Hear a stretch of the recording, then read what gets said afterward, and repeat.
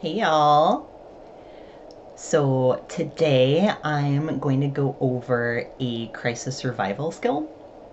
This is from DBT, so dialectical behavior therapy. If any of you are familiar with it, have gone through it before, this might be a little bit familiar. So this is the improve skill. It's an acronym, like many skills in DBT. Hopefully it will help y'all remember it a little bit better.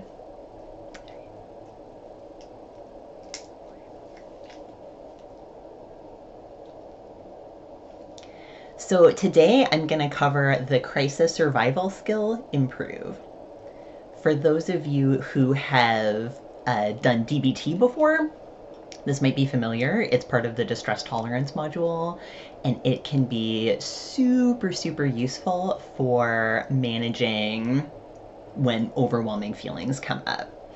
So there are a few caveats to this. This is a skill that can be used when your emotions are like really, really big to help you re-regulate, but they will not solve whatever the underlying issue is. So if you just had a fight with a loved one and you're feeling at like a level 10, this can get you back down off of that sort of level 10 edge, but it's not going to fix the thing that triggered the escalation. So it's not going to fix the conflict that you had. In DBT, there are actually other skills that help sort through things like interpersonal conflict. The other side of that is sometimes the trigger or the event that led to the escalation is not something that can be actually solved, right? So this is a really, really good skill for managing feelings in the moment, but it is not a skill that will help sort of that long-term processing. So useful for some things, less useful for others.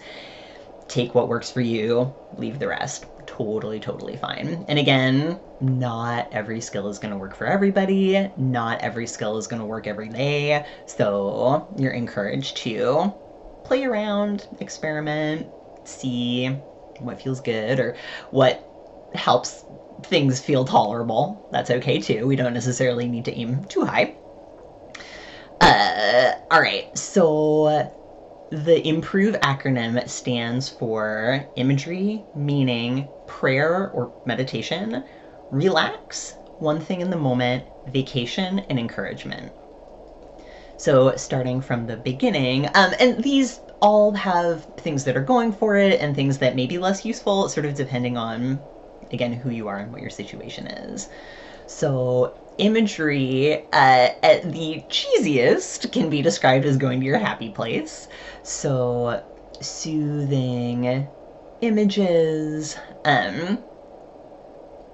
This can also look like imagining yourself successfully navigating the situation. So if I'm like ready to hurl a chair through the window, imagery for me might look like picturing myself being upset and not throwing a chair through a window, right? I can literally envision myself grabbing a glass of water instead or handling it any other way than the unhelpful way that I am urged to do in that moment of escalation. So again, whatever works for you. Also wanting to recognize that when we're in a super escalated upset place, it can be really hard to access things like memory, right? Our prefrontal cortex literally just doesn't function as well.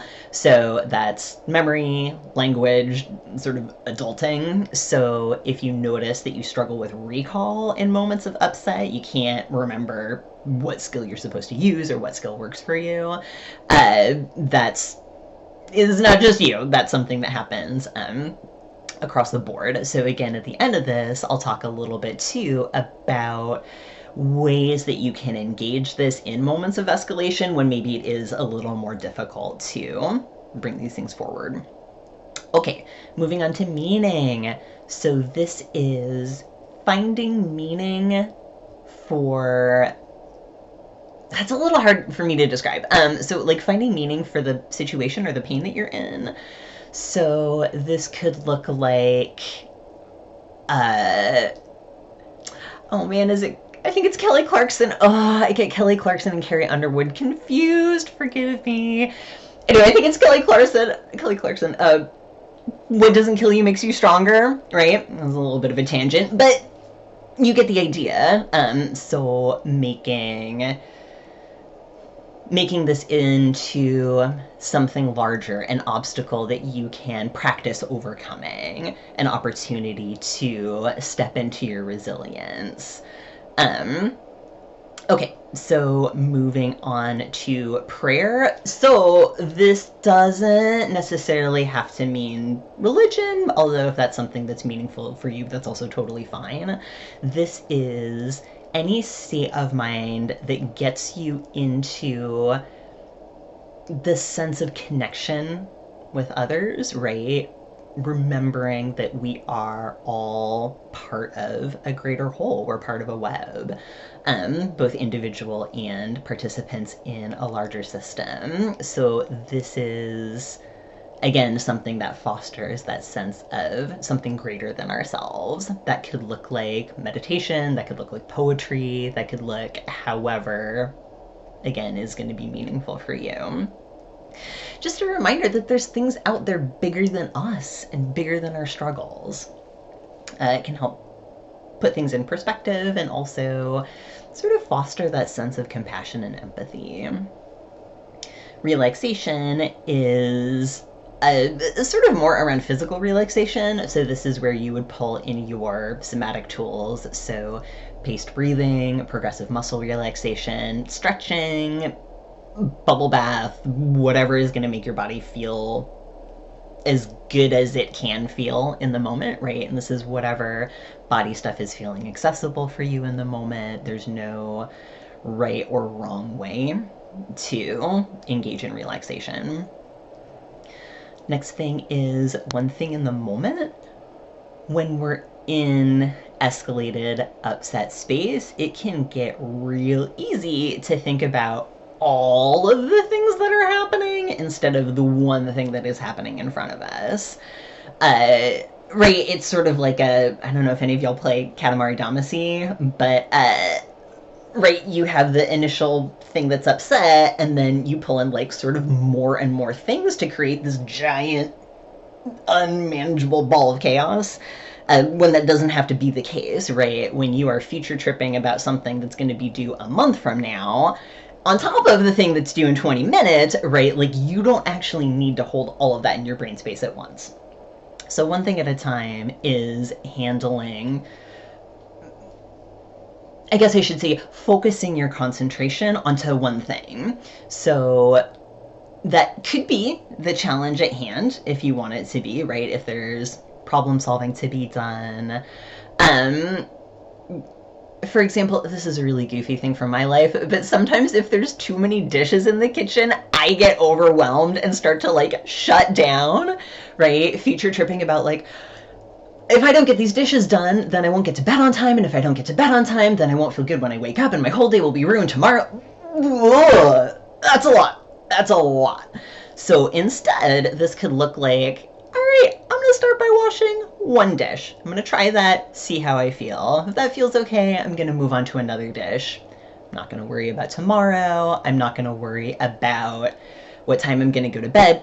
In reality, right, if I used all of the dishes in my house, it takes about 15 minutes to clean it all, right? So in my mind, when I'm like, oh, it's going to take 3 hours, that has literally never been true, right? So I can sort of let that go and focus on doing the chore at hand. If the thing that's causing the challenge or escalation is not something like washing the dishes, right? Not something that you can do in the moment. This could also look like focusing on another task. So if I'm worried about the big presentation that I have to do tomorrow, like that's not something that I can really address right now. I mean, practicing whatever. Anyway, big thing tomorrow. Can't really deal with it right now. So that could look like, okay, I can't address the big presentation, but I can address brushing my teeth or making myself something to eat or taking a nap, right? Whatever can help you focus and reground in this moment. All right, next is vacation. Ooh, so this is like caveat city right here. Same thing if any of you are familiar with the acronym ACCEPTS. The like pushing away, this is sort of the same things to be cautious of, right? So this is taking a vacation from the situation. This does not necessarily mean checking out. This doesn't mean shove it in a box, throw it in the corner, and never look at it again. This is saying I'm going to give myself permission to not deal with this for a hot minute, right?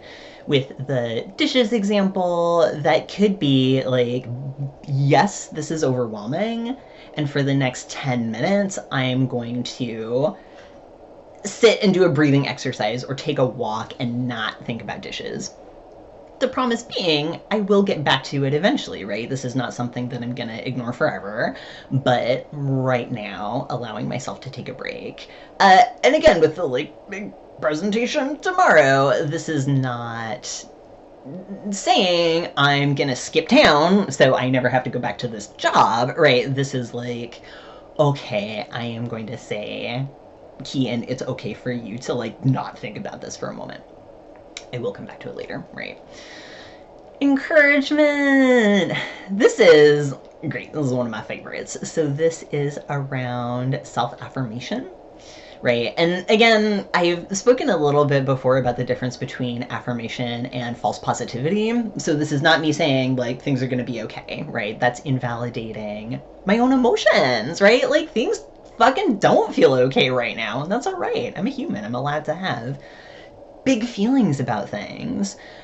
So this is more of speaking to yourself with both validation and kindness. This is saying, I see that you, Kian, I am seeing that I'm really upset right now. And it's okay to be upset. It's okay to feel overwhelmed by chores, right? It's okay to feel overwhelmed by public speaking. That's all fine. And I'm here with you, right? I'm not going to abandon you. I'm in it with you. Even if something bad happens, like, I got you, right? We'll figure it out. This could also look like reminders of accomplishments or other times that you have experienced great resiliency, right? Remember that other super scary thing that I got through, right? Remember the pile of dishes that I did last night and I got through that and everything was fine? Like, oh, cool. I was a badass. I did the dishes. Like, props to me. That's great. Here is the billions of other times I have had to do public speaking and I got through those okay, right? Harking back to all of those like horrible school assignments. Anyway, another tangent. But this is pulling up your own badassery, right? And reminding yourself of like, yes, this thing legitimately feels really hard right now. And that's all right. And also, I have a skill set. I know I have a skill set that I can lean on because I have done it before. Even if the situation is different, even if the situation is more intense, right? I can still lean on those skills, or at least even try and call those skills forward and science-like experiment in this moment and see, okay, what can I use from my past? What strengths can I pull from there to use in this situation? So that is the improved skill. And I said that at the end I would talk a little bit about sort of how to hold on to this in the moment. This is whatever reminders you can set ahead of time to help support you in an escalated space. So if we were to go into hard mode, this would be like looking at patterns of escalation and seeing like in what circumstances am I most likely to experience an intolerable level of distress, whether that's interpersonal conflict, going to the grocery store, right? Giving that big presentation, whatever. So just knowing like, okay, every time I go to the grocery store, this gets real bad for me. So half an hour before I go to the grocery store, pull out my list of skills that I can try if things start to ramp up. This can also look like my tactic for this is literally writing things out on 3x5 cards and carrying them with me. So I have a set in my backpack. I have a set in my bedroom specifically, because that's where I like go to sulk when I'm feeling really overwhelmed. So some folks seek out like the bathroom as their comfort space. So this could look like whatever, taping this to your bathroom mirror, or again, whatever is going to feel most accessible to you. Some folks like keeping these skills on their phone. So thinking ahead to when I may not be thinking as effectively as I usually do, what can I go to? What's going to be easy at hand to remind me what skills I can use? If you, again, want to get some extra credit on this, this could also look like going through this acronym and then writing out examples. Again, either in your phone, on a piece of paper, whatever you're going to remember. So this could look like imagery. Picture yourself sitting in the warm sun underneath a tree, right? So an actual example. So in the moment when you're, again, in a level 10 space and you're like, I'm supposed to do imagery, but like, what am I supposed to think about? I can't think about anything to think about. You will have a little touch point sort of already laid out for yourself. So I hope that's useful. If you try it, let me know. And I hope you are doing well, and at the very least, have a tolerable rest of your day.